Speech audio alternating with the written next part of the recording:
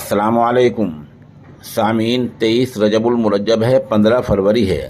ख़बर का उन्वान है वैलेंटाइन डे और नफ़रत।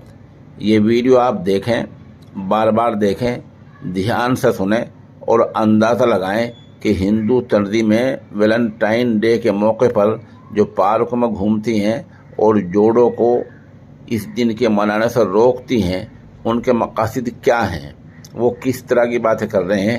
ये वीडियो आप सुने, बार बार सुने और ध्यान से सुने। नाम क्या है? इसका नाम क्या है? नाम क्या है? और लड़की क्या नाम? क्या नाम? दोनों लड़के साथ में थे तुम्हारे? हाँ। लड़की दोनों बोला लड़की दोनों साथ में थे। दो लड़कियां दो भाई हिंदू है, मुसलमान ये बता दो। मैं हिंदू मुसलमान और वो कौन सा? वो लड़का कहीं किसी और के साथ था भाई। तू जा